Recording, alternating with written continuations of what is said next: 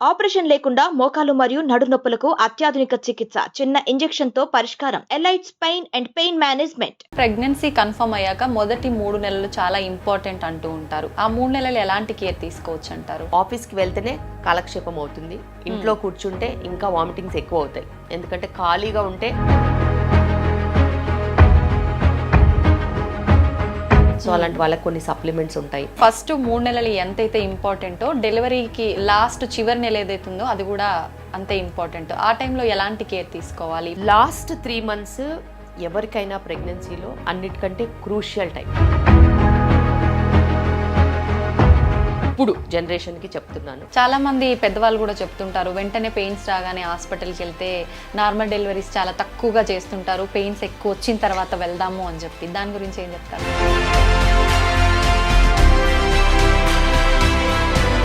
మనము transparency maintain చేసామనుకో, అసలు మనకి హెడేక్ ఉండదు, వాళ్ళకి ఏమవుతుందో అని భయం ఉండదు. చాలా మంది ప్రెగ్నెంట్ లేడీస్ మెంటల్గా ఫ్యామిలీ ఇష్యూస్ వల్ల కానివ్వండి ఇంకేదైనా సరే డిప్రెషన్లో ఉంటుంటారు. ఆ ఎఫెక్ట్ అనేది పుట్టబోయే బేబీ పైన పడుతుందంటారా మ్యామ్?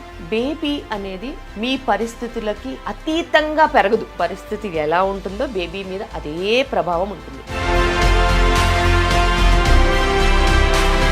మనస్తాపాలు, మనస్పర్ధలతో పెరిగితే బేబీకి కూడా అలాంటి యాటిట్యూడ్ అనేది డెవలప్ అయ్యే ఛాన్స్ ఉంటుంది.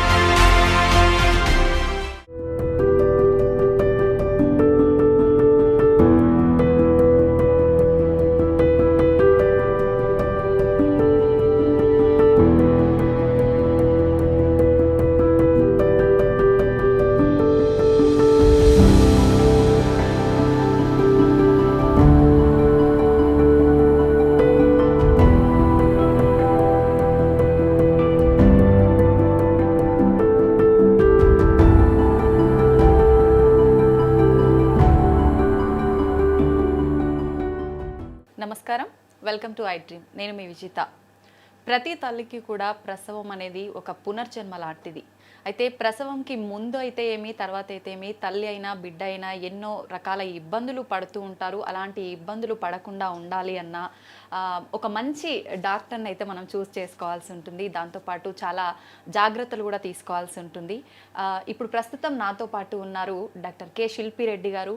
మేడం ఒక 18 yearsగా చాలా హై రిస్క్ ప్రెగ్నెన్సీ కేసెస్లో కూడా నార్మల్ డెలివరీ చేశారు. ఇప్పుడు మేడంతో మాట్లాడి ఉమెన్ రిలేటెడ్ ప్రాబ్లమ్స్ గురించి అయితే ఏంటి, ఒక మదర్గా మేడం యొక్క ఫీలింగ్స్ అవన్నీ మనం షేర్ చేసుకుందాం. నమస్తే మేడం. నమస్కారం. ఎలా ఉన్నారు ma'am? Rocking. Ma'am, pregnancy ladies విషయానికి వస్తే ఇప్పుడు సమ్మర్ వచ్చేసింది కాబట్టి సమ్మర్లో ప్రత్యేకించి ఎలాంటి ఫుడ్స్, ఎలాంటి కేర్ తీసుకుంటే బాగుంటుంది? Summer is a very special situation. అయితే ఆకలి తగ్గుతుంది, దాహం పెరుగుతుంది. అవును. So very important hydration. మంచి హైడ్రేషన్ ఉంటే, హైడ్రేషన్లో కూడా చాలామంది మంచినీళ్ళు తాగుతూ ఉంటారు. అవును. దాన్ని హైడ్రేషన్ అనరు. మంచినీళ్ళతో పాటు ఎలక్ట్రోలైట్స్ కూడా ఉండాలి. ఓకే. చిటికెడు ఉప్పు, లేకపోతే నిమ్మరసం, కొన్ని వెజిటబుల్స్ ఉంటాయి కదా, కుకుంబర్ లాంటివి, అందులో న్యాచురల్ మినరల్స్ కూడా ఉంటాయి. అవి వాటర్లో వేసుకునో, సబ్జా గింజలు లాంటి వాటర్లో వేసుకునో, లేకపోతే బీట్రూట్ లాంటిది వాటర్లో వేస్తే రెడ్ కలర్ వాటర్ వస్తుంది. అలాగా మనము కొన్ని వేరీడ్ డ్రింక్స్, కొంచెం సాల్ట్ వేసుకుంటే, అది మనము సముద్రపు ఉప్పు అయినా వేసుకోవచ్చు, లేకపోతే పింక్ సాల్ట్ అయినా వేసుకోవచ్చు. మంచి ఎలక్ట్రోలైట్స్ ఇస్తుంది. అలా ఒకలాంటి మంచి మినరలైజ్డ్ వాటర్ 0 క్యాలరీది రెగ్యులర్గా తీసుకుంటే మనకు హైడ్రేషన్తో బాగుంటుంది. ఓకే. హైడ్రేషన్ ఒక ఎత్తు అయితే, సమ్మర్లో క్వాంటిటీ ఆఫ్ ఫుడ్ తక్కువ అయిపోతుంది కాబట్టి క్వాలిటీ పెంచుకోవాలి. సో ఎక్కువగా కర్రీస్ తీసుకోవడం, ఎక్కువగా పిండి పదార్థాలు కాకుండా పప్పు పదార్థాలు తీసుకోవడం, మిల్లెట్స్తో బెటరు. మిల్లెట్స్ తీసుకునే వాళ్ళు మిల్లెట్స్ తీసుకోవచ్చు, జొన్న రొట్టె తీసుకునే వాళ్ళు జొన్న రొట్టె తీసుకోవచ్చు. రాగి జావ చాలా ఇంపార్టెంట్. సో మజ్జిగ రాగి జావ చాలా బెటర్. క్యాలరీస్ వైజ్ కూడా తక్కువ ఉంటుంది. ఉమెన్కి చాలా క్లోజ్గా ఉంటాయి డ్రింక్. ఓకే. ఎందుకంటే రాగుల్లో ఐరన్ ఉంటుంది, కాల్షియం ఉంటుంది. రాగి జావ రెగ్యులర్గా తీసుకునే వాళ్ళకి ఉమెన్ రిలేటెడ్ ఇష్యూస్ రావు. అటు బోన్ డెన్సిటీ అయితే ఏంటి, రక్తహీనత లాంటివి కూడా సమస్యలు రావు. ఇలాంటివి కొన్ని యాడ్ చేసుకుని మేజర్ మీల్లో ఎక్కువగా కర్రీ తినాలి, ఎక్కువగా పప్పు తినాలి. లెగ్యూమ్స్, లెంటిల్స్, పల్సెస్ బోలెడ్ వెరైటీస్. ఎంతసేపు కందిపప్పు, శనగపప్పు, పెసరపప్పు మూడిట్లోనే ఇరిగిపోతారు. అలా కాకుండా 70 లెగ్యూమ్స్, లెంటిల్స్, పల్సెస్ ఉన్నాయి. ఓన్లీ కిడ్నీ బీన్సే 10 రకాలు ఉంటుంది. అలాగే రాజ్మా 10 వెరైటీస్ ఉంటుంది. వైట్ రాజ్మా, మచ్చలున్న రాజ్మా, నల్ల రాజ్మా, బ్రౌన్ రాజ్మా, రెడ్ రాజ్మా. అలాగే మీరు శనగల్లో కూడా అన్ని వెరైటీస్ ఉంటాయి. పెద్ద కాబూలి చెన, చిన్న కాబూలి, చిన్న చెన ఉంటుంది, నల్ల శనగలు ఉంటాయి, గ్రీన్ శనగలు ఉంటాయి, ఫ్రెష్ శనగలు ఉంటాయి, బఠానీలు ఉంటాయి. సో ఇలాగే మట్కి అనేసి ఉంటాయి, చిన్న చిన్నవి పెసర్ల లాంటివి బ్రౌన్ కలర్లో. ఇలాగే చాలా వెరైటీస్ ఉంటాయి. వీటిని ఎక్స్ప్లోర్ చేస్తే వెజిటేరియన్లోనే ఎక్కువ ప్రోటీన్ వెరైటీస్ ఉంటాయని అర్థమవుద్ది. హై స్పైసీ డీహైడ్రేటింగ్ మీల్స్ తీసుకోవద్దు సమ్మర్లో. లైట్ మీల్స్ తీసుకోవాలి.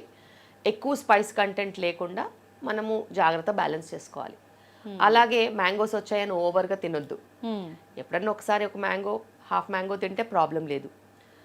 అయితే సీజన్కి తగ్గట్టుగా కొన్ని సీజనల్ ఫ్రూట్స్ వస్తాయి, తాటి ముంజల్ లాంటివి. అలాంటిది అడపదడప తీసుకోవచ్చు. బికాస్ అందులో కూడా ఎలక్ట్రోలైట్స్ ఉంటాయి, అందులో కూడా మన బాడీని హైడ్రేట్ చేసే కెపాసిటీ ఉంటుంది. ఏ సీజన్కి తగ్గట్టు ఆ సీజన్లో కొన్ని ఫుడ్స్ వస్తాయి, అవి మనం లిమిటెడ్ క్వాంటిటీస్లో తీసుకోవచ్చు. సో ఇలా మనం చిన్న చిన్న చిట్కాలు తీసుకుంటే సమ్మర్ కూడా నిజంగా ఎంజాయ్ చేయొచ్చు. ఓకే మ్యామ్, ప్రెగ్నెన్సీ కన్ఫర్మ్ అయ్యాక మొదటి 3 నెలలు చాలా ఇంపార్టెంట్ అంటూ ఉంటారు. ఆ 3 నెలలు ఎలాంటి కేర్ తీసుకోవచ్చు అంటారు? బేసిక్గా ప్రెగ్నెన్సీ కన్ఫర్మ్ అయిన వాళ్ళకి కేర్ అంటే దూర ప్రయాణాలు చేయొద్దు. ఆఫీస్కి వెళ్ళాలి. ఆఫీస్కి వెళ్తేనే కాలక్షేపం అవుతుంది. ఇంట్లో కూర్చుంటే ఇంకా వామిటింగ్స్ ఎక్కువ అవుతాయి. ఎందుకంటే ఖాళీగా ఉంటే నాజియా డబల్ అవుతుంది. సో దినచర్యలు చేసుకునే వాళ్ళు చేసుకోవాలి, ఆఫీస్కి వెళ్ళే వాళ్ళు ఆఫీస్కి వెళ్ళాలి, కింద కూర్చునే వాళ్ళు కింద కూర్చోవచ్చు, మెట్లెక్కే వాళ్ళు మెట్లెక్కచ్చు. ఓన్లీ ప్రయాణాల వరకు దూర ప్రయాణాలు చేయొద్దు. ఈ మధ్య కాలంలో కొంచెం సెన్సిటివ్గా ఉంటుంది because of lot of pollution అయితేనేమి, రకరకాల హార్మోనల్ ఇంబ్యాలెన్స్ అయితేనేమి, స్థూలకాయ సమస్యలు అయితేనేమి, పీసీఓడి లాంటి సమస్యలతో ప్రొజెస్ట్రాన్ తక్కువ ఉంటుంది. సో అలాంటి వాళ్ళకి కొన్ని సప్లిమెంట్స్ ఉంటాయి. ఎప్పుడైనా నేను అందరికీ చెప్పేది ఏంటంటే, మీరు ప్రెగ్నెన్సీ ప్లాన్ చేస్తుంటే, లేకపోతే మీరు కాంట్రసెప్షన్ వాడట్లేదంటే ఫాలిక్ యాసిడ్ ఖచ్చితంగా తీసుకోండి. మంచి ఫాలిక్ యాసిడ్ తీసుకుంటే మీకు ఎప్పుడు ప్రెగ్నెన్సీ వచ్చినా కూడా హెల్దీ ప్రెగ్నెన్సీ వస్తుంది. హెల్దీ ప్రెగ్నెన్సీ దాన్ని నిలుపుకోవడానికి కష్టపడాల్సిన అవసరం లేదు. ఎందుకంటే వీక్ ప్రెగ్నెన్సీస్ ఉండి స్పర్మ్ క్వాలిటీ, ఎగ్ క్వాలిటీ బాగలేకపోతేనే అవి బ్లీడ్ అవ్వడము, ఇరిటేట్ చేయడము, బెడ్ రెస్ట్లకు దారి తీయడము, ఇలా ఎన్నో రకాల రీజన్స్ ఉంటాయి. అదర్వైజ్ హెల్దీ ప్రెగ్నెన్సీస్కి ఎటువంటి రెస్ట్రిక్షన్స్ ఉండవు except for long journey travel and all that. So first trimester vomiting sensation కొంచెం ఎక్కువ ఉంటే ఇంటి చిట్కాలు ఉంటాయి. అల్లం మురబ్బా అని మన బస్ స్టాండ్లలో దొరికేది ఒకప్పుడు, అలాంటిది ఇంట్లో అయినా చేసుకుని తినొచ్చు. అల్లంతో కషాయం లాంటిది, టీ లాంటిది కూడా చేసుకోవచ్చు. అలాగే వాళ్ళకి పులుపు తినాలనిపించే లైట్గా పులుపు తీసుకోవచ్చు. స్మెల్స్ పడకపోతే వాళ్ళకి వాళ్ళు ఏదైనా హోమ్ రెమెడీస్ని ఫాలో చేయాలి. యాసిడిటీ లాంటి ప్రాబ్లమ్స్ ఉంటే జీరా వాటరు, లేకపోతే జీలకర్రతో మరగబెట్టిన నీళ్ళైనా, లేకపోతే ధనియాలతో మరగబెట్టిన నీళ్ళైనా తీసుకోవచ్చు. డైజెషన్ ఇంప్రూవ్ చేయడానికి కొంచెం సోంపు తినొచ్చు. ఇలా ఎన్నో రకాల చిట్కాలు మన కిచెన్లోనే ఉంటాయి. అవి పెద్దవాళ్ళకి తెలుస్తూ ఉంటాయి. కానీ ఇప్పుడు పెద్దవాళ్ళవి కూడా బ్రెయిన్స్ ఇన్ఫ్లుయెన్స్ అయిపోయాయి. ఎందుకంటే వాళ్ళు హై రిస్క్ ప్రెగ్నెన్సీ చూసి లో రిస్క్ ప్రెగ్నెన్సీ వాళ్ళకి కూడా హై రిస్క్ జాగ్రత్తలు చెప్తున్నారు. బెడ్ రెస్ట్ అని చెప్తారు, ఎందుకో తెలియదు. కింద కూర్చోద్దని చెప్తారు, ఎందుకో తెలియదు. మెట్లెక్కొద్దని చెప్తారు, ఎందుకో తెలియదు. సో ఇలాగా కొన్ని అనుకోకుండా ఉండేవి బాగా యాడ్ అయిపోతున్నాయి సిస్టంలో. మరి వాళ్ళు ఎవరైనా వస్తే నేను చెప్తాను, మీరు ప్రెగ్నెంట్గా ఉన్నప్పుడు ఇంటి పనులు చేసుకున్నారు కదమ్మా అంటే, బోలెడు పనులు చేసుకున్నాను, మీ అమ్మాయితో చేయించవచ్చు కదా అంటే, అబ్బే ఏం చేయదండి, చేపించాలి కదమ్మా, మరి పిల్లల్ని ఎట్లా చూసుకుంటానంటే, మా అమ్మ చూసుకుంటుందండి, మరి నువ్వెందుకమ్మా కనడం అంతే. సో ఇంటి పని నిజంగా అదొక వరం ఎవరికైనా, ఆడవాళ్ళకైనా మగవాళ్ళకైనా. ఎందుకంటే దాంట్లో మనం తిన్న ఆహారానికి న్యాయం చేయగలుగుతాము. మనము ఏదైనా రెడీమేడ్గా తెచ్చేసుకుని తిన్నామనుకో, అది మనకి ఎక్స్ట్రా క్యాలరీసే. అవును, మీరు పూర్ణం బూర్లు అయితేనేమి, లేకపోతే పులిహోర అయితేనేమి ఇంట్లో తయారు చేసుకుని తినండి. దాంట్లో పడ్డ శ్రమకి మీరు తినే హక్కు ఆటోమేటిక్గా పొందుతారు. వేరే వాళ్ళు చేసింది మీరు తిన్నారనుకో మీరు లావ్ అవుతారు. సో ఎప్పుడైనా ఫస్ట్ ట్రైమిస్టర్ ప్రెగ్నెన్సీ నుంచి కనుక మీరు మీ పనులు మీరు చేసుకోగలిగితే, మీ ఇంటి పనులు మీరు చేసుకోగలిగితే ఖచ్చితంగా నార్మల్ డెలివరీ అయ్యే ఛాన్స్ ఉంటుంది. కాంప్లిమెంటరీగా ఆరోగ్యం కూడా వస్తుంది. మీ పిల్లలకి మీరు పని చేస్తూ కనిపిస్తారు. అలాగే వాళ్ళు కూడా పని చేయాలని అనుకుంటారు. అవును, పని చేయకుండా ఉండే వాళ్ళని చూస్తే ఎవరికి వాళ్ళ లైఫ్లో బాగుపడాలి, వాళ్ళ లైఫ్లో పైకి రావాలనే ఆలోచన కూడా రాదు. ఓకే. సో వాళ్ళు free work, free money, free థాట్లో ఉంటారు. సో అది అగేన్స్ట్ నేచర్. మీ మదర్ మీ పని చేస్తూ కనిపించింది, మీరు కూడా ఏదో ఒక పని చేస్తూ మీ పిల్లలకు కనిపిస్తే వాళ్ళు కూడా ఏదో పని చేస్తూ బతుకుతారు. ఓకే. అది మనం నేర్పాల్సిన మొదటి కర్తవ్యం, ధర్మం. నిజమే మ్యామ్. ఫస్ట్ 3 నెలలు ఎంతైతే ఇంపార్టెంటో డెలివరీకి లాస్ట్ చివరి నెల ఏదైతుందో అది కూడా అంతే ఇంపార్టెంట్. ఆ టైంలో ఎలాంటి కేర్ తీసుకోవాలి? ఫుడ్ విషయానికి వస్తే ఇంకా టెన్షన్ మొదలైపోతుంది. డెలివరీ టైం దగ్గరకు వస్తుంది అని చెప్పి ఫుడ్ చాలామంది స్కిప్ చేస్తూ ఉంటారు. ఎలాంటి కేర్ తీసుకుంటే బాగుంటుంది మ్యామ్ ఆ టైంలో? లాస్ట్ 3 months ఎవరికైనా ప్రెగ్నెన్సీలో అన్నిటికంటే క్రూషియల్ టైం.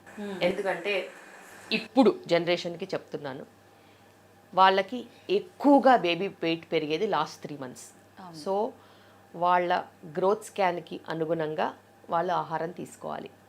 గ్రోత్ స్కాన్లో నార్మల్ వచ్చింది వెయిట్ అంటే వాళ్ళు తీసుకునే ఆహారం పౌష్టిక విలువలు అన్నీ కరెక్ట్గా ఉన్నట్టు మీరు అలాగే మెయింటైన్ చేసుకోవాలి. గ్రోత్ స్కాన్లో వెయిట్ తక్కువ వచ్చిందనుకో దానికి అనుగుణంగా ప్రోటీన్ పెంచాలి, కార్బోహైడ్రేట్స్కి ప్రోటీన్ పెంచాలి. ఒకవేళ గ్రోత్ స్కాన్లో వెయిట్ ఎక్కువ వచ్చిందనుకో మీరు తీసుకునే ఆహారం ఎక్కువ తీసుకుంటున్నారని కొంచెం బ్యాలెన్స్ చేసుకొని కార్బోహైడ్రేట్స్ తగ్గించి ప్రోటీన్ పెంచుకోవాలి. ఇలాగే మీరు యాక్టివిటీ పెంచుకోవాలి. నాకు అర్థమవుతుంది, ఎందుకంటే వాళ్ళకి పొట్ట హెవీగా అయిపోయేసరికి నడవాలన్నా, కూర్చోవాలన్నా, ఎక్సర్సైజ్ చేయాలన్నా కష్టంగా ఉంటుంది. కానీ ఇదే టైంలో మీరు ఫ్లెక్సిబుల్గా ఉంటే కింద కూర్చొని బటర్ఫ్లై స్క్వాట్స్ అన్నా, లేకపోతే లంజెస్ అన్నా, లేకపోతే కొంచెం మెట్లెక్కడం అన్నా, దిగడం అన్నా, ఇంటి పనులు చేసుకోవడం అన్నా, లేకపోతే బట్టలు మడత పెట్టడమా, లేకపోతే కొంచెం క్లీనింగ్, స్వీపింగ్, మాపింగ్ లాంటివి ఏదన్నా చేసుకుంటూ ఉంటే మీ పెల్విక్ ఫ్లోర్కి కరెక్ట్ ఎక్సర్సైజ్ అయ్యి నార్మల్ డెలివరీ బెటర్గా ఉంటుంది.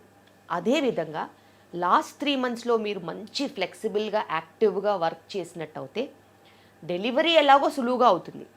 డెలివరీ తర్వాత కూడా బేబీకి సంబంధించిన పనులన్నీ ఇలాంటివే ఉంటాయి. కూర్చోవడం, గంటలు ఫీడింగ్ ఇవ్వడం ఉంటుంది. ఎండ్యూరెన్స్, ఈ మజిల్స్ గట్టిగా ఉంటే బేబీని క్యారీ చేయడం ఈజీగా ఉంటుంది. దాంతోపాటు మీరు బేబీకి స్నానం చేయించాలన్నా కానీ, బట్టలు మార్చాలన్నా కానీ, డైపర్స్ మార్చాలన్నా కానీ, ఏది చేయాలన్నా, బేబీ బట్టలు క్లీన్ చేసుకోవాలన్నా కానీ, లేకపోతే పెరిగే పిల్లలకి వంట చేసి ఫుడ్ పెట్టాలన్నా, తినిపియాలన్నా కూడా ఆ ఓర్పు, సహనం మీకు తోడవుతుంది. మీ పనులు ఎవ్వరు చేసినా, మీరు మీ పనులు చేసుకోకపోయినా, మీరు ఒక అన్ప్రిపేర్డ్ మదర్ కింద డెలివరీ అయినా, ఏదో రకంగా నాలాంటిది ఏదన్నా దొరికిందనుకో డెలివరీ చేసేస్తుంది, నార్మల్ డెలివరీ చేస్తుంది. చేసిన తర్వాత ఏంటి పరిస్థితి? అప్పుడు ఎవరో ఒక సపోర్ట్ ఉండాల్సింది. తర్వాత సపోర్ట్ వాళ్ళు పై పనులు చేస్తారమ్మా. నువ్వు పిల్లకి ఫీడింగ్ ఇవ్వాలి కదా. అవునవును. ఇప్పుడు ఫీడింగ్ ఇవ్వమంటే నా చైన్ వస్తుంది, నేను ఇవ్వనంటున్నారు. మరి దానికి ఏంటి సమాధానం? నా చైన్ వస్తుంది అంటున్నారు, ఎందుకంటే ఆ చేత్తో ఏ పనులు చేసింది లేదు. ఓ పచ్చళ్ళు పెట్టింది లేదు, వడియాలు చేసింది లేదు, జంతికలు చేసింది లేదు, ఏమీ చేసింది లేదు. అవును. సో ఆ హ్యాండ్స్కి బలం లేదు. మరి బలం లేనప్పుడు బేబీ కేర్ ఎట్లా చేస్తారు? నేను ఒక్కటే చెప్తున్నాను, నేను ఏ యాక్టివిటీస్ నేర్పించినా, ఎంత యోగా నేర్పించినా కూడా మీ అప్పర్ బాడీ స్ట్రాంగ్గా ఉండాలి. Lower body is for delivery, abdomen is for giving pressure, upper body is for strength. So me strength, core strength ఎంత ఉండాలో అప్పర్ బాడీ స్ట్రెంగ్త్ అంతే ఉండాలి. అవి మీరు రోజు చేసే పనులతో వస్తుంది. అలాంటి పనులు కనుక మీరు చేసినట్టు అయితే బేబీ కేర్ సులువుగా ఉంటుంది. బేబీ కేర్ సులువైనప్పుడే మీరు మదర్హుడ్ ఎంజాయ్ చేయగలుగుతారు. ఎందుకంటే ఆ బాధ్యతని మీరు నిర్వర్తించినప్పుడు ఖచ్చితంగా మీకు ఆ సుఖం అనేది తెలుస్తుంది. అవును. లేకపోతే emotional upset, postpartum depression, feeding ఇవ్వలేనన్న గిల్ట్, బేబీ కేర్ చేసుకోలేకపోతున్నానన్న ఫీలింగ్, వాళ్ళని బేబీ నుంచి డిటాచ్ చేస్తుంది. సో ఆ అటాచ్మెంట్స్ లేకుండా డిటాచ్మెంట్స్ అవుతున్నాయి. ఓకే. డిటాచ్మెంట్స్ అయినప్పుడు వాళ్ళ ఇంటిలో వాళ్ళందరికీ డిఫరెంట్గా కనిపిస్తారు. నువ్వు చూసుకోలేవా అంటారు. తను చూసుకోలేకుండా తయారు చేసిందే నువ్వు. ఎందుకంటే తనకి పనులు ఇవ్వకుండా, ఈ మధ్య కాలంలో ఫ్యాషన్ అయిపోయింది, ప్రెగ్నెంట్ అవగానే అమ్మగారింటికి వెళ్ళిపోతారు. ఎందుకు వెళ్తారో కూడా తెలియదు. అక్కడ వెళ్ళి కూర్చున్న దగ్గరికే మంచినీళ్ళు, కూర్చున్న దగ్గరికే పాలు లీటర్లు, కూర్చున్న దగ్గరికే ఫుడ్, అసలు ఎటువంటి యాక్టివిటీ చేయనివ్వట్లేదు. సో అలా వెళ్ళిన వాళ్ళకి అలా చేయకుండా ఉన్న దానికి హెల్ప్ చేసిన మదర్సే అన్నిటికంటే బ్యాడ్. సో మీ పిల్లలకి మీరు ఏదైనా మేలు చేయాలనుకుంటే మీరు మీ ఇంట్లోనే ఉండి ఆ అమ్మాయి పనిచేస్తుందా లేదా మానిటర్ చేసుకుంటే పిల్ల సుఖంగా ఉంటుంది, స్ట్రాంగ్గా ఉంటుంది, పనులు చేసుకుంటే బిడ్డను కూడా చూసుకోగలుగుతుంది.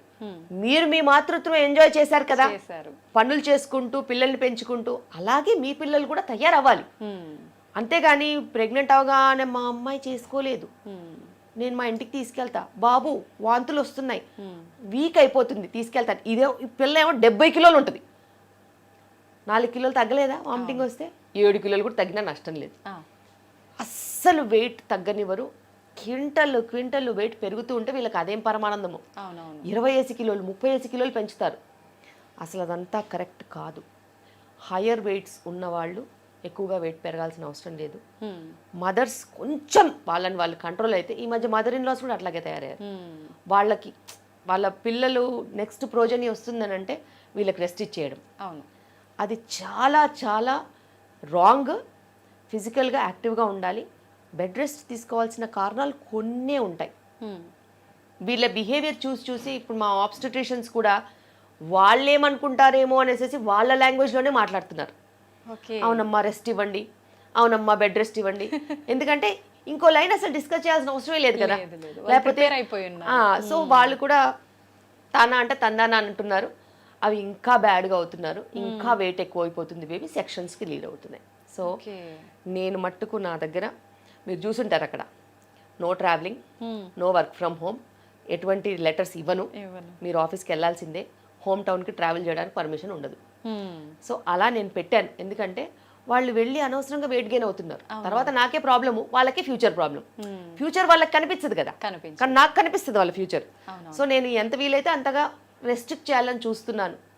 చాలామంది వింటారు, ఎందుకంటే వాళ్ళకి ఒక 15-20 నిమిషాలు మళ్ళీ ఎక్స్ప్లెయిన్ చేస్తే వాళ్ళకి అర్థమవుతుంది. సో పేరెంట్స్ వచ్చిన వాళ్ళకి కూడా నేను అదే చెప్తున్నాను, ప్రేమ ఉండొచ్చమ్మా, కానీ ప్రేమ వేరు, హెల్త్ వేరు. ప్రేమ ఉంటే మీరు డబ్బు రూపాన ఆమెకి ఏదైనా ఇవ్వండి, వస్తువు రూపాన ఏదైనా ఇవ్వండి, అంతేకాని లడ్డూలు, ప్రేమతో సున్నుండ్లు, బెల్లం లడ్లు అలాంటివన్నీ చేసి పంపించొద్దు. పంపిస్తే ఆమె ఆరోగ్యం పాడవుతుంది. ఇప్పుడు ఉన్న పరిస్థితిలో 80% ఉంది డయాబెటీస్ ఇన్ ప్రెగ్నెన్సీ. బికాస్ ఒకప్పుడంతా 35-40 kgsతో ప్రెగ్నెంట్ అయ్యేవాళ్ళు. ఇప్పుడు చూపించండి, 100లో ఒక్కరు కూడా ఉండట్లేదు అలా. అందరూ 65, 70, 75. ఈ 65 to 75 బ్రాకెట్ ఎక్కువ ఉంది.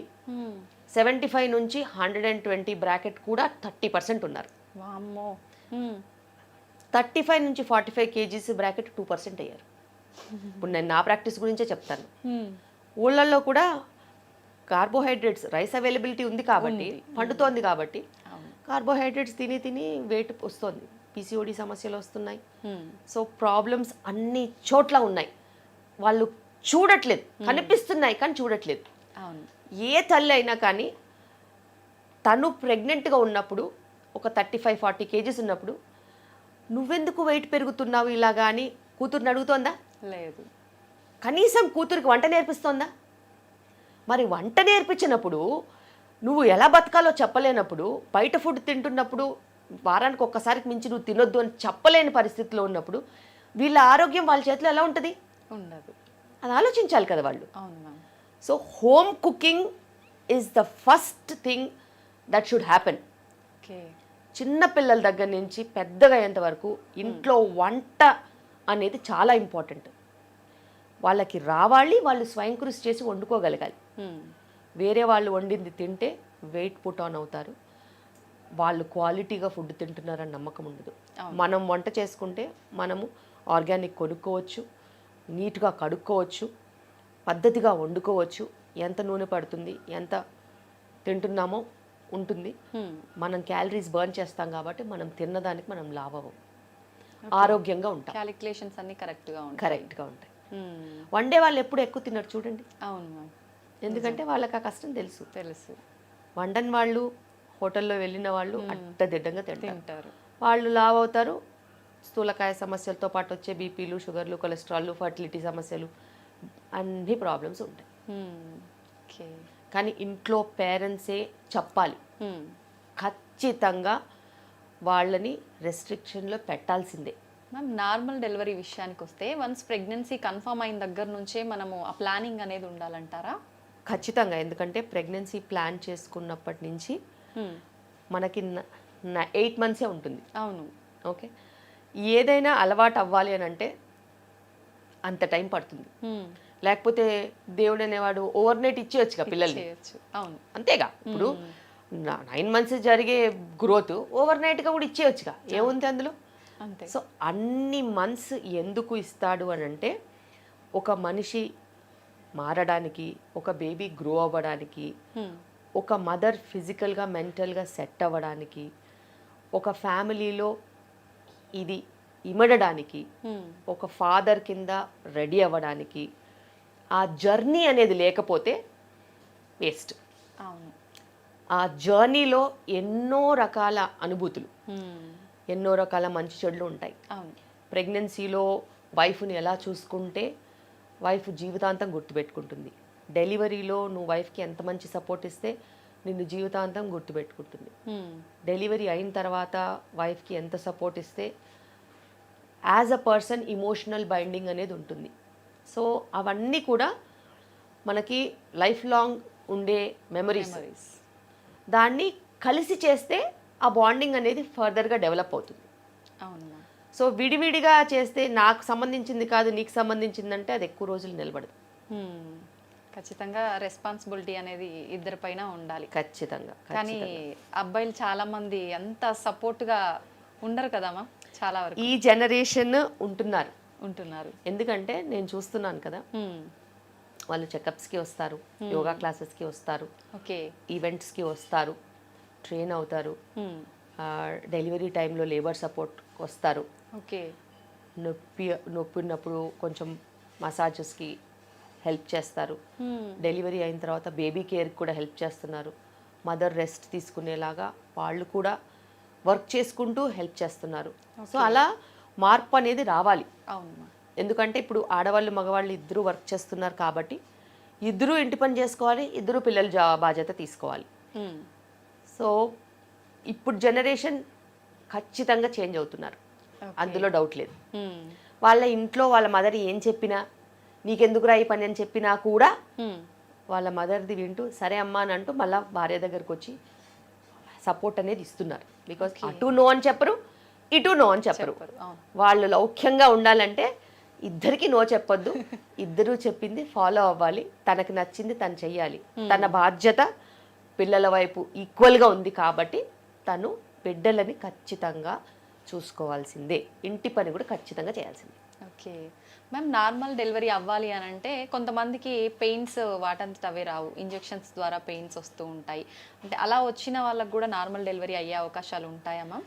నార్మల్ డెలివరీకి కావాల్సింది ఏంటంటే ఒక కరెక్ట్ బేబీ, మంచి పెల్విస్, మంచిగా ఓపెన్ అయ్యే సర్విక్స్. ఓకే, ఇప్పుడున్న టెక్నాలజీలో పెయిన్స్ ఏముంది, బోలెడు మెడిసిన్స్ ఉన్నాయి. అవును. ఓకే, ఎప్పుడైతే వాళ్ళ బేబీ హెడ్ కిందికి వచ్చేసి సర్విక్స్ అనేది 2 centimeters అలా ఓపెన్ అయ్యి దారి అనేది మంచిగా ఓపెన్ అయినప్పుడు మేము 37-38 weeks అయిపోయిన తర్వాత, యూజువల్గా 38 weeks అయిపోయేసరికి ఇదంతా అవుతుంది. వాళ్ళని అడ్మిట్ చేసుకొని సేఫ్గా ఉమ్మునీరు అది పడిపోకుండా, బ్లీడింగ్ అయ్యి ఇంట్లో ఏదో కంగారు పడిపోయి ఇలా కాకుండా నేనైతే ఫైండింగ్స్ మంచిగా ఉంటే అడ్మిట్ చేసుకొని నెక్స్ట్ డే నా పర్యవేక్షణలోనే నైట్ అంతా కొంచెం ఎక్సర్సైజెస్ చేయించి కాస్త రెస్ట్ ఇచ్చేసేసి డే టైంలో డెలివరీస్ చేస్తాను.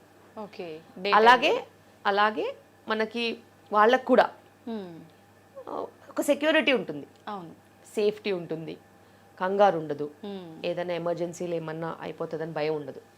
అలాగని కొంతమంది 37, 38 వీక్స్, 39 వీక్స్లో కూడా లేబర్లో వచ్చేస్తారు. సెకండ్ డెలివరీస్ వాళ్ళందరూ ఇలా లేబర్లో వస్తూ ఉంటారు. వాళ్ళని యథావిధిగా డెలివరీ చేస్తాం. అలా. ఓకే.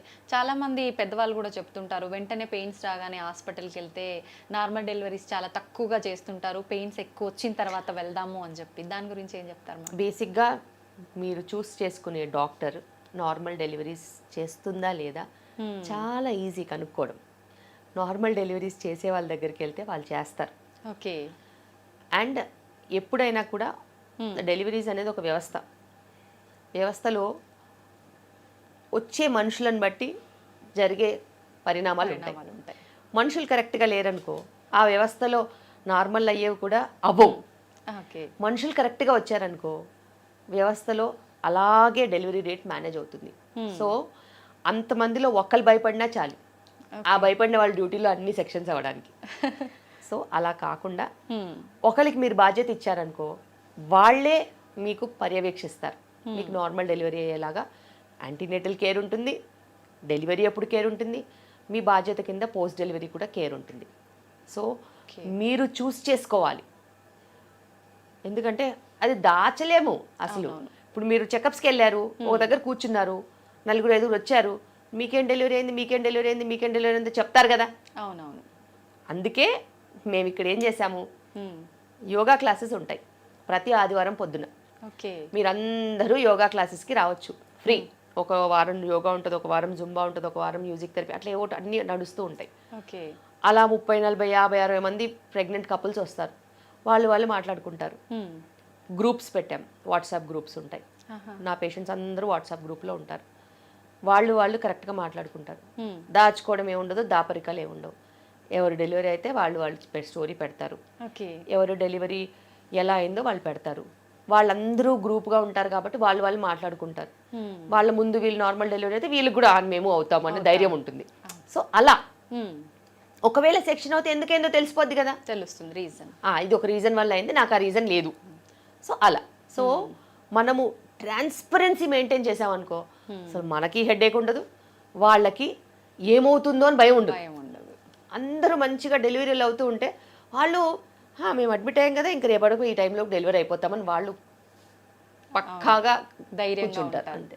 ఓకే మ్యామ్, చాలామంది ప్రెగ్నెంట్ లేడీస్ మెంటల్గా ఫ్యామిలీ ఇష్యూస్ వల్ల కానివ్వండి, ఇంకేదైనా సరే డిప్రెషన్లో ఉంటుంటారు.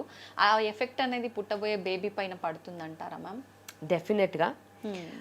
బేబీ అనేది మీ పరిస్థితులకి అతీతంగా పెరగదు. మీ పరిస్థితి ఎలా ఉంటుందో బేబీ మీద అదే ప్రభావం ఉంటుంది. మీరు అన్యోన్యంగా మంచిగా ఒక మంచి కుటుంబ వ్యవస్థలో గనక అలా పెరిగితే బేబీస్ కూడా అంతే ప్రశాంతంగా అంతే మంచిగా ఉంటారు. మీరు కూడా కొట్లాట్లు, కలహాలు, గొడవలు, మనస్తాపాలు, మనస్పర్ధలతో పెరిగితే బేబీకి కూడా అలాంటి యాటిట్యూడ్ అనేది డెవలప్ అయ్యే ఛాన్స్ ఉంటుంది. ఎందుకంటే మనకు పూర్వకాలం నుంచి తెలుసు గర్భిణీ స్త్రీ చుట్టుపక్కల ఏమవుతుందో అదే గర్భంలో ఉన్న శిశువుకి వెళ్తుందని. అందుకే మంచి చూడాలి, మంచి వినాలి, మంచి మాట్లాడాలి, మంచి ఆలోచించాలి, మంచి చదవాలి, మంచి రాయాలి. ఈ మంచి అనేది చాలా ఇంపార్టెంట్. ఇప్పుడు ఏమవుతుందంటే హస్బెండ్ వైఫ్ని ఒక జత కింద కలిసి ఉండనివ్వట్లేదు. ఒక పక్క తల్లిగారు రమ్మంటారు, ఒక పక్క కష్టపడి పనిచేయకని చెప్తారు, ఒక పక్క అత్తగారు వాళ్ళేమో ఇప్పుడే ఎందుకు పని చేయండి అని చెప్తారు. దాంట్లో మొగుడు పిల్లలు కొట్టుకుంటూ ఉంటారు. ఇది ఎంత కరెక్ట్ కాదు అసలు. వ్యవస్థ అనేది ఏంటి, ప్రెగ్నెన్సీ, ఇద్దరూ ప్రెగ్నెంట్, ఆమె ఒక్కతే ప్రెగ్నెంట్ కాదు, ఇద్దరూ ప్రెగ్నెంట్, ఇద్దరికి బాధ్యతలు రావాలి. వాళ్ళు కలిసి ఉంటారు, కలిసి మెలిసి ముందుకెళ్తారు, కలిసి ప్రెగ్నెన్సీని చూసుకుంటారు, బేబీని కూడా కలిసే చూసుకుంటారు. మీరు మధ్యలో వెళ్ళి వాళ్ళకి కలహాలు తీసుకురావద్దు. అలా ఎంతోమంది వాళ్ళ మదర్ రమ్మంటుంది, వీళ్ళ మదర్ వద్దంటుంది. అసలు మదర్లు ఎవరు, వీళ్ళే పేరెంట్స్ అవ్వబోతున్నారు. ఇండివిజువల్గా వీళ్ళకి డిసిషన్ మేకింగ్ ఉండాలి. సో అలా ఒక మనస్తర్పలు వచ్చిన తర్వాత ఒకసారి గొడవలు అయిన తర్వాత మళ్ళీ అదే టాపిక్ డిస్కషన్ అవుతూ ఉంటుంది రిపీటెడ్గా. అదేమన్నా ఒక 1 వీక్ అయితే ఆగడానికి లేదు, 8 months ఉంది. 8 monthsలో ఎన్ని డిస్కషన్స్ అవుతాయి ఇలాంటివి. సో కలహాలు రాకుండా ఉండాలంటే మూడో వ్యక్తిని రిలేషన్షిప్లోకి తీసుకురావద్దు. మీరిద్దరూ డిసైడ్ చేసుకొని మీకు ఏది బెస్టో మీరు అది చెయ్యాలి. ప్రెగ్నెన్సీని ఒక మంచి అనుభూతి కింద ఇద్దరు టుగెదర్ గనక ముందుకు వెళ్ళినట్టు అయితే ఇద్దరికి మంచి మంచి మెమరీస్ ఉంటాయి. కలిసి హెల్ప్ చేసుకుంటే రెడీ అయ్యి ఫొటోస్ దిగొచ్చు, కలిసి వాకింగ్కి వెళ్ళొచ్చు, వంట చేసుకోవచ్చు, ఒకరికొకరు ఫుడ్ తినిపించుకోవచ్చు, బేబీతో మాట్లాడవచ్చు, బేబీకి ఒక బుక్ రాయొచ్చు. ఇలా చెప్పుకుంటూ పోతే 1,00,000 ఉన్నాయి. ఇవన్నీ పక్కన పెట్టి నాకు శ్రీమంతం ఎప్పుడు చేస్తారు, ఎక్కడ చేస్తారు, ఎంతమందిని పిలుస్తారు, వాళ్ళు తెచ్చుకునే కోల్డ్ కాఫీ వరతో ఈమె సిక్ అవుతుంది. సో అన్వాంటెడ్ మెటీరియల్ చాలా నడుస్తుంది. అవును. సో నాకు తెలిసి శ్రీమంతం చేసుకుందామని కిలోమీటర్లు ప్రయాణం చేసి బిడ్డను కోల్పోయిన వాళ్ళు కూడా ఉన్నారు. నేనైతే అసలు అలౌ చేయను. శ్రీమంతానికి 5 చాలు, హైదరాబాద్లో చేసుకోండి అంతే. మీకు ఏదన్నా మెమరీలా చేసుకోవాలనుకుంటే ఆమె టయర్డ్ అవ్వకుండా 2 అవర్స్లో ఏదన్నా ప్రోగ్రామ్ చేసుకోండి తప్పితే దానికోసం ప్రయాణం చేసి అక్కడికి వెళ్ళి వాళ్ళు చేసినవన్నీ తిని షుగర్ పెంచుకుని 4 కిలోలు పెరిగి డయాబెటిక్ కింద వెనక్కి వస్తున్నారు. ఎవరి బాధ్యత? మీకే ఇబ్బందులు. అప్పుడు వాళ్ళకే ఇబ్బంది. నేను చెప్తాను, వాళ్ళకి ముందు కనిపించదు ఫ్యూచర్, వెళ్ళొచ్చాక బాధపడతారు. అవునవును. సో ఇలాగే ప్రయాణాలు చేసి నార్త్ ఇండియన్స్ కూడా హైదరాబాద్లో ఉంటారు కాబట్టి రాజస్థాన్ అని, మధ్యప్రదేశ్ అని, కోల్కతా అని వెళ్ళిన వాళ్ళు ఎంతోమందిని బిడ్డను పోగొట్టుకుని అక్కడి నుంచి ఫోన్ కాల్ చేసి నాకు పెయిన్ వస్తుంది, ఏం చేయాలి డాక్టర్ అంటే, మీరు ప్రయాణం ఎందుకు చేశారు అని అంటే ఎమర్జెన్సీ ఉండి రావాల్సి వచ్చిందన్న. ఒక ప్రెగ్నెంట్ ఉమెన్కి ఎమర్జెన్సీ అంటూ ఏముండదు. ప్రెగ్నెన్సీయే ఎమర్జెన్సీ. ఇంకా వేరే ఎవరన్నా ప్రయాణం చేయొచ్చు కానీ ప్రెగ్నెంట్ ఉమెన్ నేను అలౌ చేయను. ఎందుకంటే నేను అలాంటి ఎక్స్పీరియన్సెస్ చూశాను కాబట్టి. ఒకప్పట్లాగా సర్విక్స్లు స్ట్రాంగ్గా లేవు, అంత కల్తీ ఫుడ్, అంత స్ట్రాంగ్గా బాడీస్ లేనప్పుడు మనం వాటికి అన్నెసెసరీ ఛాలెంజెస్ ఇవ్వద్దు. ఓకే మ్యామ్, డెలివరీ టైం దగ్గర వచ్చే కొద్దీ కడుపులో బేబీ మూమెంట్స్ తగ్గుతుంటాయి అని చెప్తుంటారు. నిజంగా అలా జరుగుతుందంటారా, లేక అది వాళ్ళ అపోహ అంటారా? లేదు, ఎప్పుడైనా కానీ డెలివరీ సమయం వచ్చేసరికి ఉమ్మునీరు అనేది కొంచెం తగ్గుతూ ఉంటుంది. ఉమ్మునీరు తగ్గినప్పుడు అది స్వతహాగా బ్లడ్ సప్లై ప్లసెంటా కొంచెం మెచ్యూర్ అవుతూ ఉంటే వాటర్ అనేది కొంచెం తగ్గుతుంది. తగ్గినప్పుడు బేబీ మూవ్ అవ్వడానికి ఎక్కువగా ప్లేస్ ఉండదు కాబట్టి కొంచెం మూమెంట్స్ కొంచెం రెస్ట్రిక్ట్ అవుతాయి. అండ్ బేబీస్ కూడా చాలా తెలివిగా కొన్ని గంటలు ఎక్కువ పడుకుంటాయి. సో మూమెంట్స్ లేకపోయేసరికి మదర్ కంగారు వచ్చేస్తాయి. సో అప్పుడు మేము చెప్తాము, ఏదైనా వేడివేడిగా తాగితే మూమెంట్స్ వస్తాయి, లేకపోతే ఏదైనా మ్యూజిక్ వింటే మూమెంట్స్ వస్తాయి, కొంచెం ట్రై చేయండి అని చెప్తాం. అలాంటి సమయాల్లో మళ్ళీ మూమెంట్స్ వచ్చేస్తాయి. సో వాటర్ తగ్గడం మూలాన కొంచెము ఇలా మూమెంట్స్ తగ్గుతాయి తప్పితే కొన్నిసార్లు బ్లడ్ సప్లై ఇష్యూస్ ఉంటే కూడా తగ్గుతాయి. అవన్నీ రేర్ సిచ్యువేషన్స్, మనము స్కాన్లలో కనుక్కోవచ్చు.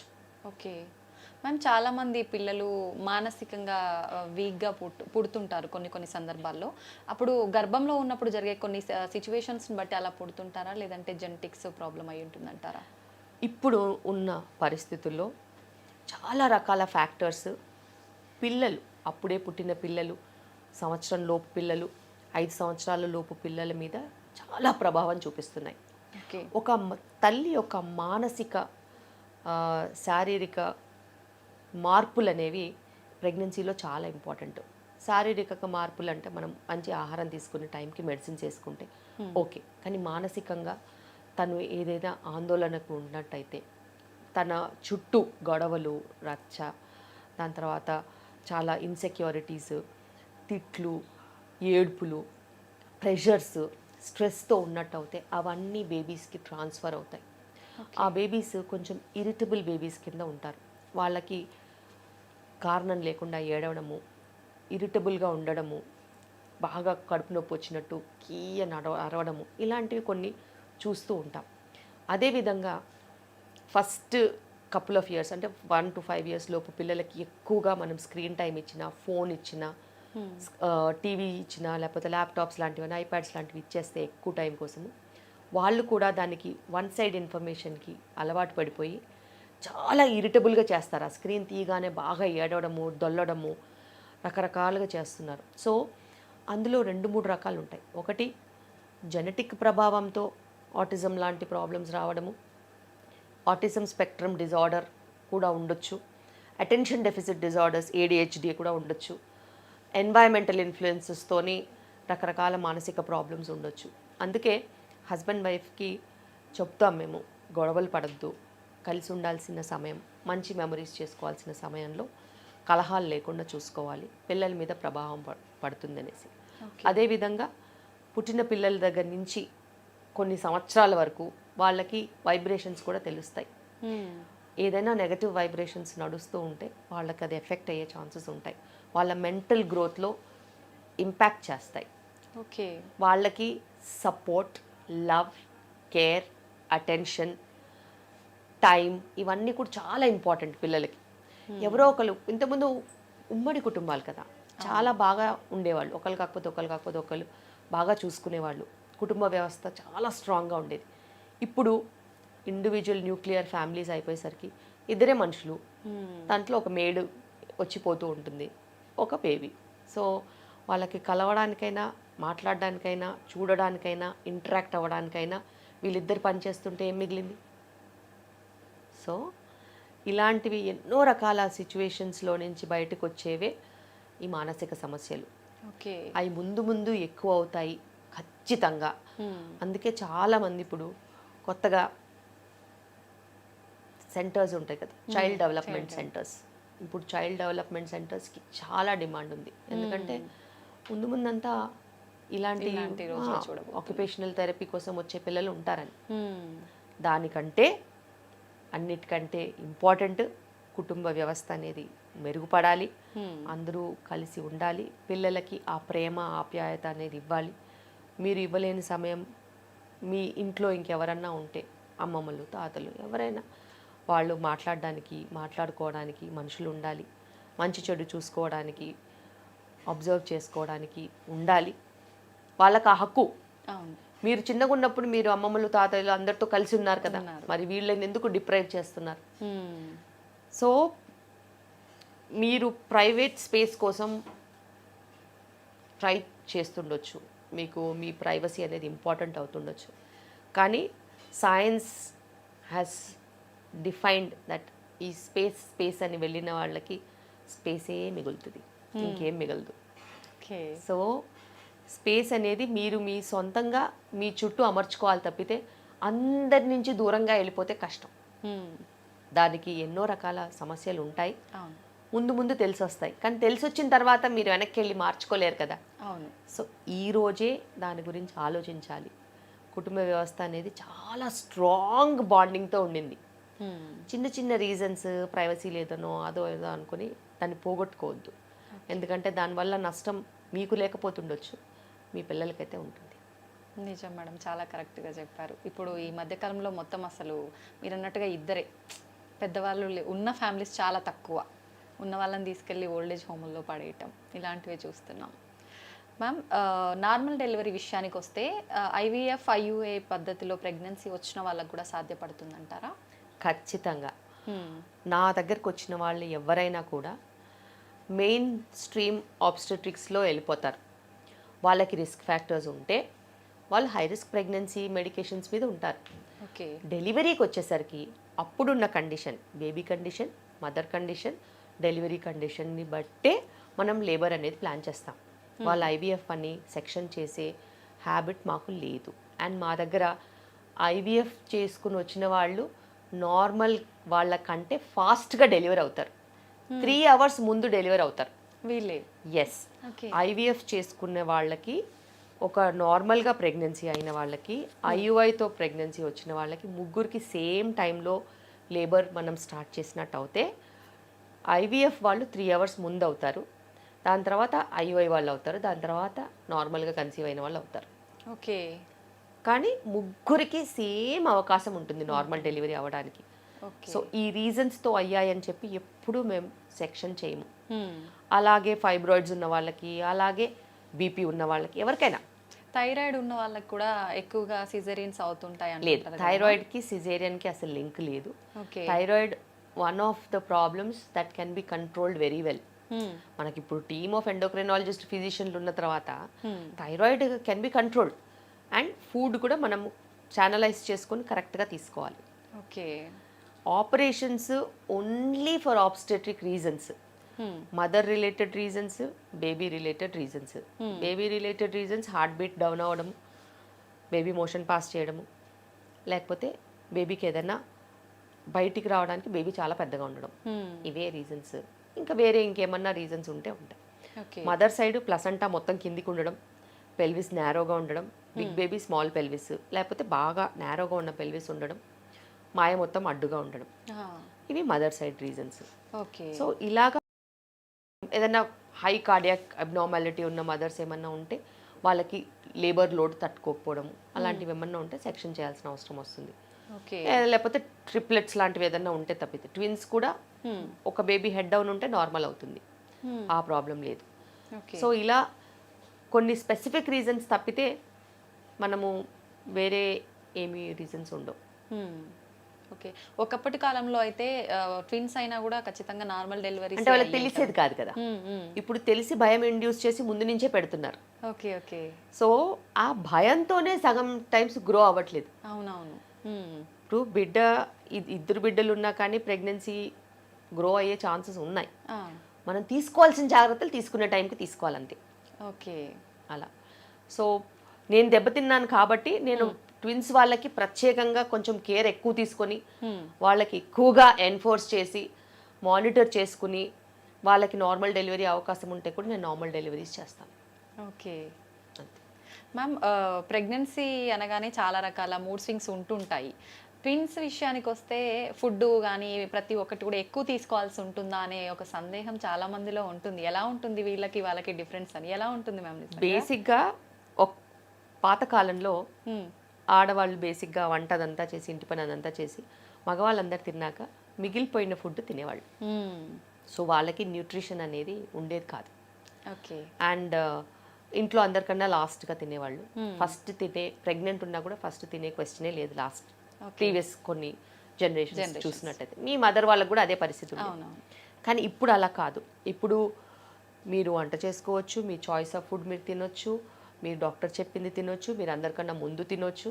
సో ఫుడ్ అసలు క్రైటీరియానే కాదు నా పేషెంట్స్కి వచ్చేసరికి. ఇప్పుడు పల్లెటూర్లలో కూడా ప్రెగ్నెన్సీ అని అంటే వాళ్ళకి కొంచెం స్పెషల్గా చూసుకోవడం, పెట్టడం, ఫుడ్ సర్వ్ చేయడం, ఆ ప్రయారిటీ ఇవ్వడం అనేది చేస్తున్నారు. అవును.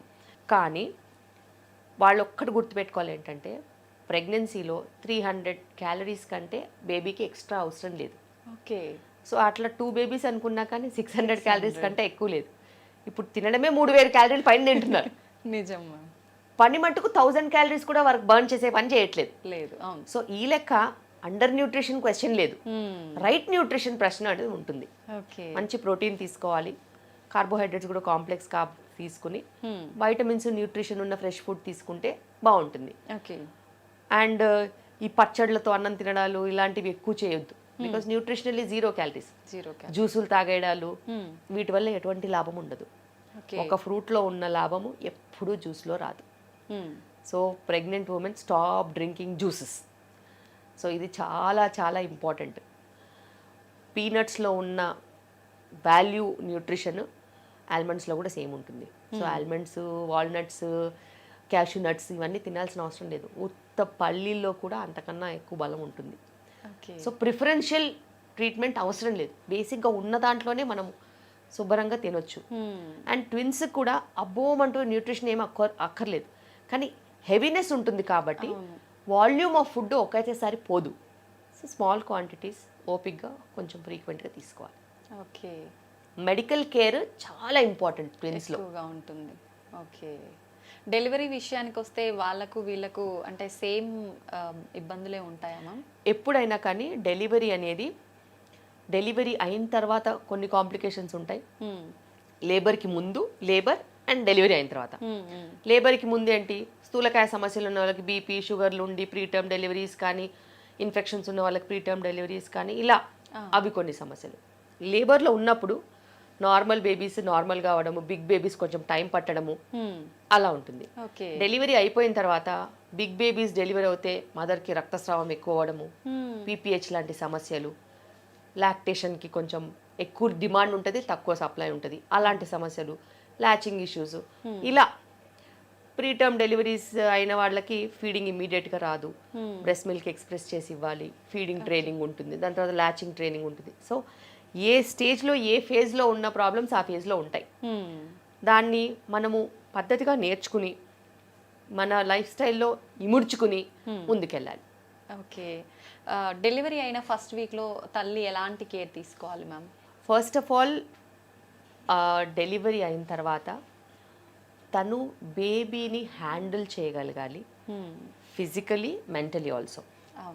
బేబీస్ ఒకసారి ఎక్కువ ఏడుస్తారు, ఒకసారి పడుకుంటారు, ఒకసారి లేవరు, ఒకసారి ఏడుస్తూనే ఉంటారు, ఒకసారి మోషన్ 10 times వెళ్తారు, అసలు వారం రోజుల వరకు మోషన్కి వెళ్ళరు. సో మెంటల్గా మదర్ స్ట్రాంగ్గా ఉండాలి. ఎందుకంటే బేబీస్ ట్రైన్ అవుతారు. కానీ ఇప్పుడు బేబీస్ ఏం చేస్తున్నాయి, చాలా ఇంటెలిజెంట్ బేబీస్ మదర్ని ట్రైన్ చేస్తున్నాయి. నేను నిన్ను ల్యాచ్ చేయను, నువ్వు నాకు టాప్ ఫీడ్ ఇచ్చేయి, నువ్వు నాకు నోట్లో అలా పోసేయాలంతే, బాటిల్ పెట్టే సప్ప సప్ప సప్ప సప్ప లాగేస్తాయి. ఫీడింగ్ తీసుకోమనండి, ల్యాచ్ కూడా ఇలా తిప్పేస్తాయి. సో మీరు మీ బేబీస్ని ట్రైన్ చేయాలి, మీ బేబీస్ మిమ్మల్ని కాదు. అండ్ మెంటల్గా స్ట్రాంగ్గా ఉండాలి. ఎందుకంటే ఫీడింగ్ ఈజ్ న్యూ కాబట్టి, మీరు లర్నింగ్ ఫేజ్లో ఉన్నారు కాబట్టి మీరు కొన్ని నేర్చుకోవాలి. బేబీకి కూడా కొంచెం కంఫర్ట్ ఇవ్వాలి, ఆ పొజిషనింగ్ అదంతా అర్థం అవ్వాలి. లాక్టేషన్ సపోర్ట్ తీసుకోవచ్చు కావాలనుకుంటే. నేర్చుకుంటూ ఉంటే మీరు అలవాటు అవుతారు. అమ్మో నొప్పి, అమ్మో అలసట, అమ్మో చేయి నొప్పి ఇలాంటివి ఏవి దరిదాపుల్లో రానివ్వద్దు. నేను చేయగలుగుతాను, నా వల్ల అవుతుంది, నా బేబీ నాకు చాలా ఇంపార్టెంట్, నేను బేబీ కోసం ఏమైనా చేస్తాను, నా బేబీ నా కోసము అకామిడేట్ అవుతుంది, ఇద్దరం సుఖంగా నెక్స్ట్ ఫ్యూ మంత్స్ మా జర్నీ మేము ముందుకు తీసుకెళ్తాం. ఇలాంటి వర్డ్సే ఆలోచించాలి. నా వల్ల అవ్వట్లేదు, బేబీ తాగట్లేదు అంటే బేబీ తాగదు. సో ఆ negative vibes. Okay. So anything negative చెప్పొద్దు, ఆల్వేస్ పాజిటివ్ చెప్తే బేబీ అలాగే ట్రైన్ అవుతుంది. అండ్ బేబీ మనం ఏం చెప్పినా అర్థం చేసుకోగలుగుతుంది. బికాస్ బేబీ మీ వాయిస్ రికగ్నైజ్ చేస్తుంది, బేబీ మీ ఇమోషన్స్ రికగ్నైజ్ చేస్తుంది, బేబీ మీ ఫీల్ రికగ్నైజ్ చేస్తుంది, బేబీ మీ టచ్ రికగ్నైజ్ చేస్తుంది. So they are very intelligent and they know everything. So అలాంటప్పుడు నువ్వు పాజిటివ్ ఇమోషన్స్ ఇస్తే బేబీ నీకు అనుగుణంగా ట్రైన్ అవుతుంది. బేబీస్ ఏం చేస్తున్నాయంటే బేబీ కంఫర్ట్ కోసం, వాటికి మంచి చెడులు తెలియదు, బేబీ కంఫర్ట్ కోసము, బేబీ తన లైఫ్ తను బతకడం కోసము, తన లైఫ్ తను ఆ సర్వైవింగ్ ఇన్స్టింక్ట్ అంటాం కదా, దానికోసము ఫాస్ట్గా వచ్చే మిల్క్ని ప్రిఫర్ చేస్తుంది, త్వరగా ఇచ్చే మిల్క్ని ప్రిఫర్ చేస్తుంది. కానీ అది తనకు తెలియదు కదా. మనం మంచిగా ట్రైన్ చేసుకోవాలి. 1-2 సార్లు హాస్పిటల్కి వెళ్ళినా నష్టం లేదు, 1-2 సార్లు లాక్టేషనల్ కౌన్సిలింగ్ తీసుకున్నా నష్టం లేదు. పర్ఫెక్ట్గా మీరు ట్రైన్ అవ్వాలి, పాజిటివ్గా ఆలోచించాలి. అండ్ బేబీ రెస్ట్ తీసుకునేటప్పుడు, పడుకునేటప్పుడు మీరు కూడా రెస్ట్ తీసుకోవాలి. మీరేం చేస్తారు, బేబీ పడుకుంటే అలా బేబీని చూస్తూ కూర్చుంటారు, కాసేపు ఫోటోలు తీసుకుంటారు, కాసేపు అటు ఇటు కాలక్షేపం చేసి ఫోన్లో మాట్లాడి తిరుగుతారు. మళ్ళీ బేబీ లేస్తుంది కదా, అప్పుడు మీరు టైర్డ్ అయిపోతారు. సో బేబీ రెస్ట్ తీసుకునేటప్పుడు మీరు రెస్ట్ తీసుకొని బేబీ ప్యాటర్న్కి అనుగుణంగా మీరు బిహేవ్ చేస్తే డెఫినెట్గా మీరు అలసిపోరు, పాజిటివ్గా ఉంటారు, ఎనర్జీ కూడా ఉంటుంది, అండ్ బేబీకి మీరు ఫ్రెష్గా కనిపిస్తారు. ఇదేంది బేబీ అలసిపోయిన మదర్ ఉంది, నాకు అసలు పాలు ఇవ్వాలనే లేదు, ఆ నొప్పి ఈ నొప్పి అనుకుంటుందని బేబీస్కి అర్థమవుతుంది. సో అలాగే బేబీస్ విత్డ్రా అయిపోతారు. ఫీడింగ్ ఆపేయడము, దూరం వెళ్ళిపోవడము, బ్రెస్ట్ ఇవ్వగానే తిప్పేసుకోవడము ఇలా. So they will recognise your emotions. మీరు పాజిటివ్గా ఉంటే పాజిటివ్గానే జరుగుతుంది. ఓకే మ్యామ్, బేబీ డ్రాపింగ్ అంటూ ఉంటారు, ప్రెగ్నెన్సీ ఉమెన్ దీన్ని గుర్తించడం సాధ్యపడుతుందంటారా? డెఫినెట్గా. ఎందుకంటే ఇప్పుడు సపోజ్ ఒక 37-38 వీక్స్ అనుకోండి, మీకు ఇలా ఉంటుంది ప్రెగ్నెంట్ ఉమెన్కి, ఇంత పైకి ఉంటుంది పొట్ట. సో వాళ్ళు 1 కిలోమీటర్ నడిచారనుకోండి అలసిపోతారు, కానీ బేబీ డ్రాప్ అయిపోయిన తర్వాత ఇంకో 1/2 కిలోమీటర్ కూడా నడవగలుగుతారు. ఆ బ్రెత్లెస్నెస్ ఎఫెక్ట్ పోతుంది, కిందికి లైట్నింగ్ వస్తుంది, గాలి పీల్చుకున్నా ఏమనిపించదు, కొంచెం తినగలుగుతారు. సో ఇలా కొన్ని సిమ్టమ్స్ ఉంటాయి, అది లైట్నింగ్తో వచ్చేవి. అలాగే కింద ప్రెషర్ పెరుగుతుంది, యూరిన్ ఫ్రీక్వెన్సీ పెరగడం, పెల్విక్ ప్రెషర్ అనిపించడం, పెల్విస్లో కొంచెం పెయిన్ ఉండడం, హెవీగా కింద అనిపించడం. సో ఇలాంటివి కొన్ని ఉంటాయి. సో పైన లైటింగ్ తెలుస్తుంది, కింద ప్రెషర్ తెలుస్తుంది. సో ఇలా వాళ్ళు ఖచ్చితంగా రికగ్నైజ్ చేస్తారు.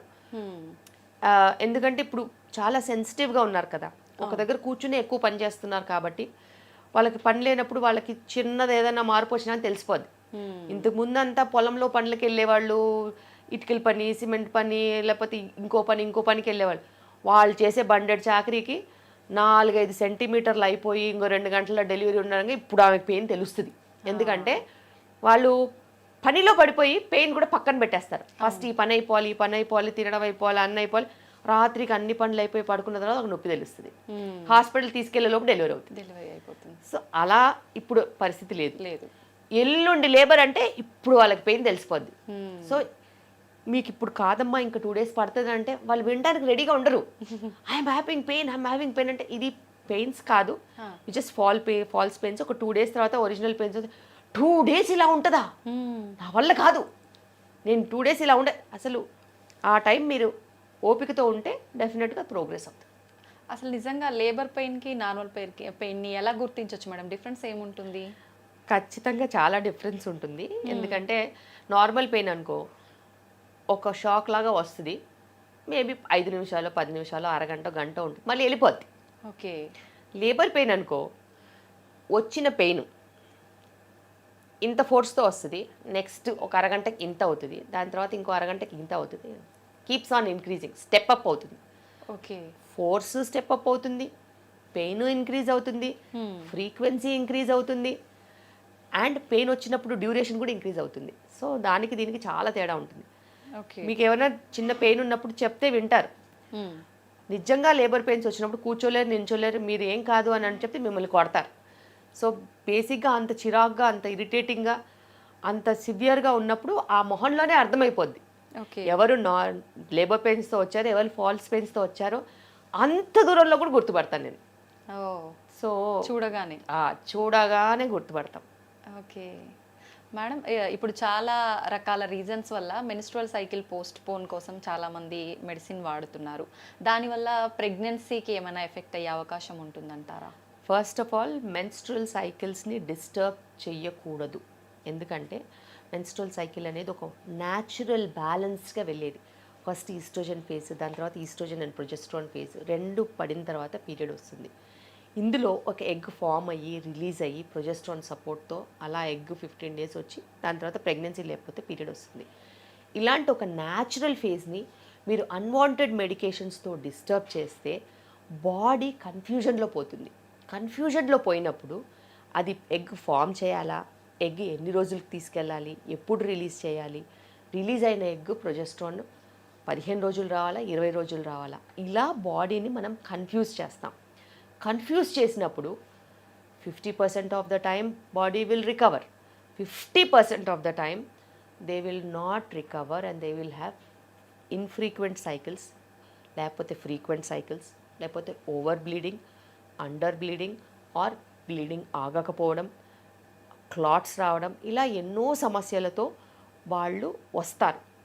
అలా రావద్దు అని అనుకునే వాళ్ళు ఎప్పుడు పోస్ట్పోన్మెంట్ పిల్స్ వేసుకోవద్దు. It's a natural phenomena. అదేమి పాయిజన్ కాదు, అదేమి అంటరాంతనము కాదు. సో ఒక న్యాచురల్ మెన్స్ట్రువల్ సైకిల్ని ఎప్పుడూ డిస్టర్బ్ చేయొద్దు. అలా డిస్టర్బ్ చేసిన వాళ్ళకి మళ్ళీ ప్రెగ్నెన్సీస్ రాని రోజులు ఉన్నాయి, మళ్ళీ పీరియడ్స్ రాని రోజులు ఉన్నాయి, మళ్ళీ పీసీఓడి మేనిఫెస్ట్ అయ్యి ఇర్రెగ్యులర్ పీరియడ్స్లో పర్మనెంట్గా వెళ్ళిన రోజులు కూడా ఉన్నాయి. సో మనము ఎన్నిసార్లు మనకి కలిసి వస్తుందో చెప్పలేం. అవును, మనకి కలిసి వస్తుందో రాదో కూడా చెప్పలేం. అన్నెసెసరీ డిస్టర్బెన్స్ అనేది ఎటువంటి రీజన్ ఉన్నా కూడా చేయొద్దు. మీరు డేట్స్కి అనుగుణంగా వ్యవహరించండి. పోస్ట్పోన్ చేసే పరిస్థితి మట్టుకు తీసుకురావద్దు. తీసుకొచ్చినప్పుడు మీరు ఇలాంటి సిచ్యువేషన్స్కి గేరప్ అవ్వాలి. మరి అవ్వ కావాలి బువ్వ కావాలంటే కష్టం కదా. మీకు ఇలాంటి ప్రాబ్లంకి అవాయిడ్ కావాలంటే మీరు ఆ ప్రాబ్లమ్స్ని వెల్కమ్ చేయాల్సిన అవసరం ఉంటుంది. కానీ మెన్స్ట్రువల్ ప్రాబ్లమ్స్ అనేవి నిజంగా ఒక ఉమెన్గా చెప్తున్నాను, మెన్స్ట్రువల్ ప్రాబ్లమ్స్ అనేవి చాలా ఒక మనిషిని బాగా వీక్ చేసేస్తాయి. ఆ క్షీణించి వేసినప్పుడు మనస్సులో మనసు ఉండదు, ప్లస్ వాళ్ళు చేసే పనిలో ఏకాగ్రత అస్సలు ఉండదు. అండ్ ఉమెన్కి ఇప్పుడున్న పరిస్థితిలో ఇంటి పని, బయట ఆఫీస్ పని, మల్టీటాస్కింగ్, పిల్లల పని, ఇన్ని రకాల మల్టీటాస్కింగ్ చేస్తున్న మదర్కి, ఉమెన్కి రక్తస్రావం జరుగుతూ ఉంటే ఇంకొకసారి ఆలోచించండి, వాళ్ళకి అసలు ఏదైనా మేనేజ్ చేయడం కుదురుతుందని. వాళ్ళు మానసికంగా కూడా చాలా ప్రాబ్లమ్స్ ఎదుర్కొంటారు. సో పీరియడ్స్ని ఎప్పుడు డిస్టర్బ్ చేయొద్దు, పీరియడ్స్ని ఎప్పుడు టచ్ చేయొద్దు. రకరకాల మూడ్ స్వింగ్స్ ఉంటుంటాయని కొంతమంది చెప్తుంటారు, అదంతా నిజమేనా మ్యామ్? డెఫినెట్గా మూడ్ స్వింగ్స్ ఉంటాయి, కానీ ఈ మూడ్ స్వింగ్స్ అన్నిటికీ కూడా లైఫ్ స్టైలే కారణం. జంక్ ఫుడ్ తీసుకోవడం, హై సాల్ట్ ఉన్న ఫుడ్ తీసుకోవడం, హై కార్బ్స్ ఉన్న ఫుడ్ తీసుకుంటే అలా ఖచ్చితంగా మూడ్ స్వింగ్స్ ఉంటాయి. పీరియడ్స్ వచ్చేటప్పటికి కొంచెం న్యూట్రిషనల్లీ మంచి ఫుడ్స్ తీసుకుని ఒక ఫ్రూట్ తీసుకోవడము, లేకపోతే ఎండు ద్రాక్ష కొంచెం నీళ్ళలో నానబెట్టుకుని రోజు మార్నింగ్ ఆ నీళ్ళు తాగేసి ఎండు ద్రాక్ష తినడము, కోకోనట్ లాంటివి తీసుకోవడము, అలాంటి మన ఇంట్లోనే ఎన్నో చిట్కాలు ఉన్నాయి. అవి రెగ్యులర్గా తీసుకొని వ్యాయామము, వాకింగ్ లాంటిదో రెగ్యులర్గా చేసుకుని టైంకి పడుకుంటే ఎటువంటి హెల్త్ ప్రాబ్లమ్స్ ఉండవు. మూడ్ స్వింగ్స్ దూరంగా ఉంటాయి, పీరియడ్స్ రెగ్యులర్గా ఉంటాయి, మీరు ఆరోగ్యంగా ఉంటారు, రక్తస్రావం కంట్రోల్లో ఉంటుంది, అన్నీ సవ్యంగా జరుగుతాయి. కానీ మనం దాని ట్రాక్లో వెళ్ళకుండా ఎక్కడ పడితే అక్కడ పానీపూరి తినేసి, ఎక్కడ పడితే అక్కడ పిజ్జాలు బర్గర్లు తినేసేసి, ఎక్కడ పడితే అక్కడ ఏ టైంకి పడితే ఆ టైం పడుకుని అలా గంటలు గంటలు టీవీలు చూసేసుకుంటూ, పొద్దున్న బ్రేక్ఫాస్ట్ లేదు, లంచ్ టైంకి ఉండదు, డిన్నరు 10:30-11ంటికి చేస్తే అది బాడీయా బస్తానా? సో చాలా ఇంపార్టెంట్. మీరు ఒక హ్యూమన్ బాడీతో డీల్ చేస్తున్నారని ప్రతి ఒక్కరు మర్చిపోతారు. ఏదో మిషన్ ఓవర్ ఆయిలింగ్ చేస్తే అయిపోద్ది అని అనుకున్నట్టు చాలా మంది అది కూడా ట్రై చేశారు. ఆ సెంటర్కి ఈ సెంటర్కి వెయిట్ లాస్ కని ఓవర్ ఆయిలింగ్ కని వెళ్తారు. ఎటువంటి ప్రయోజనాలు ఉండవు. మన బాడీని ఒక మంచి పవిత్ర గ్రంథం కింద రోజువారీగా మెయింటైన్ చేస్తే అప్పుడే అది మనకి సహకరిస్తుంది. ఒక పుణ్యక్షేత్రం కింద చూసుకుంటేనే అది మనని కాపాడుతుంది. అది మనము బురదలో పడేసామనుకో అంతే, ఆ ఎఫెక్ట్ ఖచ్చితంగా చూపిస్తుంది. ఖచ్చితంగా రివర్స్ ఫాస్ట్గా కొడుతుంది. మంచి కావడానికి కొన్ని సంవత్సరాలు పడుతుంది, చెడు 6 నెలల్లో అయిపోద్ది. సో ఎప్పుడైనా గుర్తుపెట్టుకోవాలి. చాలా మంది వస్తూ ఉంటారు, ఇన్ని సంవత్సరాల నుంచి నువ్వు బాడీని అబ్యూస్ చేసావు, దాన్ని నానా రకాలుగా హింస పెట్టావు, నీకు టైం పడుతుంది రికవర్ అవ్వడానికి. నెక్స్ట్ వీకే వస్తారు, ఇంకా బెటర్ అవ్వలేదు డాక్టర్. వీక్ కాదమ్మా, కొన్ని సంవత్సరాలు పడుతుంది. నువ్వు ఎట్లా సంవత్సరాలు అబ్యూస్ చేసావో అన్నే సంవత్సరాలు పడుతుంది బెటర్ అవ్వడానికి. ఆ టైం నీకు తెలియలేదు, ఈ టైం నువ్వు రోజు లెక్క పెట్టుకునే పరిస్థితి. ఎందుకంటే రోజు సఫర్ అవుతున్నావు. అవును, నీ బాడీ సఫర్ అయినప్పుడు నీకు తెలియలేదు, నువ్వు వినలేదు. అవును. సో అది చాలా ఇంపార్టెంట్. ఎప్పటికప్పుడు అది మనకి ఏదో ఒక రకంగా చెప్తూనే ఉంటుంది, కానీ మనం పట్టించుకోము. కరెక్ట్. ఎక్కువగా అయ్యే వరకు చూసుకుంటాం, తర్వాత ఖచ్చితంగా బాధపడాల్సిందే. మొత్తానికి ప్రెగ్నెన్సీ వాళ్ళైనా, నార్మల్ ఉమెన్ అయినా, ఎవరైనా వాళ్ళ డైట్ అనేది కరెక్ట్గా ప్లాన్ చేసుకుంటే, లైఫ్ స్టైల్ చాలా ఇంపార్టెంట్. దానికి 5 పిల్లర్స్ ఉంటాయి. ఒకటి డయట్, రెండోది మంచి సప్లిమెంట్స్ తీసుకోవడం. ఇప్పుడు ఎవ్వరూ ఎండకి వెళ్ళట్లేదు. అవును ma'am. Vitamin D supplements mandatory అయ్యాయి. మూడోది వ్యాయామం, దానికి మించినది ఇంకేదీ లేదు. ఫిజికల్గా ఫిట్ ఉంటే ఇంటి పని అంతా చేసుకుంటారా, అదే వ్యాయామం. ఓకే. ఇంటి పని చేసుకోకుండా పని మంచి పని చేస్తుంది, వంట మంచి కుక్ చేస్తుంది అంటే మీరు జిమ్కి వెళ్ళినా కూడా లాభం ఉండదు. ఎందుకంటే మీరు తాగే కొబ్బరి నీళ్ళు 500 క్యాలరీస్ ఇస్తాయి, లీటర్ తాగుతున్నారు ఈ మధ్య రోజుకి. అవును. సో 550 క్యాలరీస్ పర్ 100 ml వేసుకున్నా కూడా 500 క్యాలరీస్. జిమ్లో గంటన్నర వర్కౌట్ చేస్తే 100 క్యాలరీసే బర్న్అవుట్ అవుతాయి. 100, 150. సో వాళ్ళకి తెలియదు, లీటర్లు తాగేస్తున్నారు. మూడోది ఎక్సర్సైజ్. నాలుగోది నిద్ర కరెక్ట్గా ఉండడం. బాడీకి రిపేర్ అవ్వడానికి మనం టైం ఇవ్వాలి. నిద్రలేమి సమస్యలు మనకి రివర్స్ ఫాస్ట్గా కొడతాయి. నిద్ర అనేది ఈ శరీరానికి నెక్స్ట్ డేకి రెడీ అవ్వడానికి ఇచ్చే రిపేర్ మెకానిజం. ఓకే. మీరు 7:30-8 గంటల తినేసి 10 గంటలకంతా పడుకోకపోతే నెక్స్ట్ డే మీకు దెబ్బతీస్తుంది, అలా కాన్సన్ట్రేషన్ తగ్గిపోద్ది. ఇప్పుడు ఏంటంటే పిల్లలు కూడా 1 గంట వరకు మేల్కొంటున్నారు. అడపా అంటే అనుకోవచ్చు, కానీ but that is not the right way. మేమంతా 7:30-8 కంతా పడుకున్న వాళ్ళం. ఇప్పటికి కూడా 9-9:30 అంతా పడుకోవాల్సిందే. పని ఉంటే తర్వాత లేసి వెళ్ళిపో, నీకు సంబంధం లేదు. కానీ డేలో lights off, 9-9:30 lights off, you go to sleep. Lights on ఉన్నంత వరకు నిద్రపోయే సమస్య లేదు, స్క్రీన్స్ ఆన్ ఉన్నంత వరకు నిద్రపోయే సమస్య లేదు. 7-8 o'clock screens of, dinner finish, 9 o'clock lights off. చీకట్లో ఏం చేస్తావు చేసుకోమని, అంతే. స్క్రీన్ లేకుండా ఏం చేస్తారు, మంచి నిద్రపోతారు. సో అదే correct. 5th and the main one, stress. ఎవరు చేసే పనులు వాళ్ళు చేయడానికి స్ట్రెస్ ఎందుకో. ఇప్పుడు నేను వందల డెలివరీలు చేస్తున్నాము, రోజు 70-80 మంది పేషెంట్లను చూస్తాను. అది నేను రోజు చేసే పని, దానికి స్ట్రెస్ ఎందుకు? ఒకరోజు ఎక్కువ లేబర్స్ ఉంటాయి, ఒకరోజు తక్కువ లేబర్స్ ఉంటాయి, ఒకరోజు ఒకటేసారి 4-5 ఎమర్జెన్సీస్ వస్తాయి. చేసే పనే. స్ట్రెస్ తీసుకుంటే ఏమొస్తుంది? బాడీకి నీరసం వస్తుంది. అంతే. సో నీ బాడీకి నీరసం రావద్దంటే నువ్వు స్ట్రెస్ తీసుకోవద్దు. కష్టం వచ్చినా నష్టం వచ్చినా అలాగే నిలబడాలి. నిలబడితే మన ఫైటింగ్ పవర్ మనని ఖచ్చితంగా నిలబడుతుంది. వాళ్ళు ఈ మధ్య కాలంలో మరి ఇప్పుడు అందరూ కష్టమైన చదువులు చదవకుండా చాలామంది సాఫ్ట్వేర్స్ చేసుకుంటున్నారు. కానీ వాళ్ళే అన్నిటికంటే టాప్ లెవెల్లో స్ట్రెస్ మెయింటైన్ చేస్తున్నారు. నాకు లైఫ్లో స్ట్రెస్ లేదు, నేను ప్రశాంతంగానే ఉన్నాను. నేను చేసే పని నేను చేసుకుంటాను, అర్ధరాత్రి అయినా లేసి వస్తాను, హాయిగా పని చేసుకుంటాను, వెళ్ళిపోతాను, మళ్ళీ పడుకుంటాను.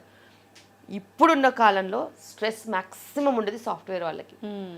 అనుకోని టైమింగ్స్లో వర్కింగ్, అనుకున్నంతకన్నా ఎక్కువగా లోడ్ తీసుకోవడము, మైక్రో మేనేజ్మెంట్, చాలామందిని మేనేజ్ చేయాలి కాబట్టి వాళ్ళకి రకరకాల స్ట్రెస్ఫుల్ సిచ్యువేషన్స్. అందరూ స్ట్రెస్ అని వస్తారు, ఇదేనికమ్మా స్ట్రెస్ అని అడుగుతాను నేను. నాకు అర్థం కాలేదు, నువ్వు ఏమన్నా అర్ధరాత్రి ఎమర్జెన్సీస్ ఉంటాయి నీకంటే, నువ్వు ఎవరినన్నా ప్రాణం కాపాడుతున్నావా? పోనీ ఎవరైనా కార్డియాక్ సర్జన్ లాగానో నాలాగానో కత్తి మీద సాంలాగా డెలివరీలు చేస్తున్నావో, 2 ప్రాణాలు నీ చేతిలో ఉన్నాయంటే ఏమీ లేదు. నీకు ఎందుకమ్మా స్ట్రెస్ అని అడుగుతాను. నథింగ్, రీజన్ లేకుండా స్ట్రెస్, రీజన్ లేకుండా స్ట్రెస్. సో అదొక పెను భూతంలాగా తయారైంది. అవును మ్యామ్. సో స్ట్రెస్ మేనేజ్మెంట్కి కూడా ఇప్పుడు రకరకాల టెక్నిక్స్ చెప్పాల్సి వస్తుంది. ఒక పెయింటింగో, ఒక మ్యూజిక్కో, లేకపోతే రిలాక్సేషనో, ఒక హాలిడేనో, ఒక ఫోటోగ్రఫీ, ఇట్లాంటి ఏదైనా హాబీ కల్టివేట్ చేసుకుంటే మీ స్ట్రెస్ మేనేజ్ అవుతుందని మనం చెప్పాల్సిన పరిస్థితి వచ్చింది. కానీ స్ట్రెస్ మేనేజ్ అయితే ఈ 4 ఈ స్ట్రెస్ మీదనే బేస్డ్ ఉంటాయి. నువ్వు స్ట్రెస్డ్గా లేవనుకో, నువ్వు టైంకి తింటావు, అవును, టైంకి పడుకుంటావు, అంతో ఇంతో వ్యాయామం చేసుకుంటావు, అంతే, సప్లిమెంట్స్ మర్చిపోవు.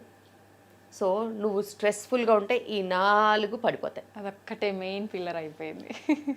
సో ఆరోగ్యానికి 5 సూత్రాలు. అది మంచిగా ఉంటే బాగుంటాం, అది బ్రేక్ అయిందంటే దెబ్బతింటాం, over a period of time collapse అవుతాం. ఓకే. సో ఇప్పుడున్న ప్రతి ఒక్క ప్రాబ్లం, అది డయాబెటీస్ అయితేనేమి, బీపీ అయితేనేమి, కొలెస్ట్రాల్ అయితేనేమి, క్యాన్సర్స్ అయితేనేమి, లేకపోతే యాక్సిడెంట్స్ అయినా కూడా, anything, it is related to micro management of these 5 things. ఇవి సరిగ్గా లేకపోతే సిస్టమ్ కొలాప్స్ అయ్యేదే వీటి వల్ల. Thank you ma'am, thank you very much. చాలా వాల్యుబుల్ ఇన్ఫర్మేషన్ ఇచ్చారు మా అందరి కోసం, మీ టైంని కేటాయించి. Thank you ma'am. Thank you.